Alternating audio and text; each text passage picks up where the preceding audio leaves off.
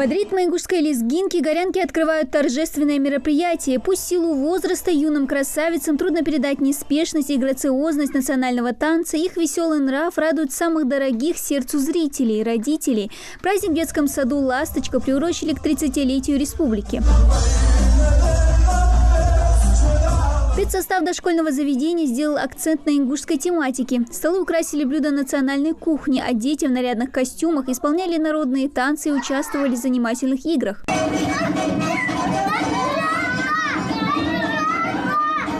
А песни, загадки и стихи устами самых маленьких исключительно на родном языке.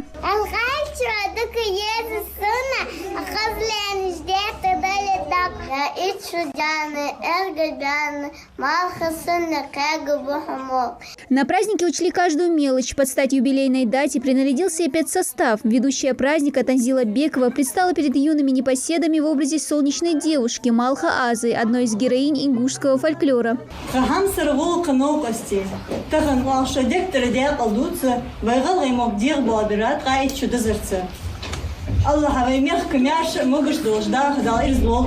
Такие праздничные мероприятия в детсаду уже добрая традиция. Цель праздника – показать детям уникальную культуру нашего края, которая процветает и развивается с каждым днем.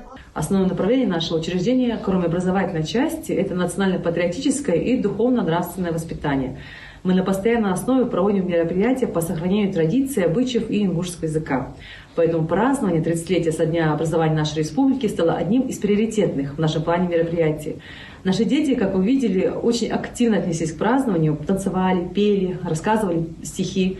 Они по-настоящему прочувствовали колоритность ингушской культуры. На таких мероприятиях подрастающее поколение знакомится с историей народа, культуры, фольклором. И в планах педсостава целый цикл таких мероприятий. Дана Плиева, Новости 24.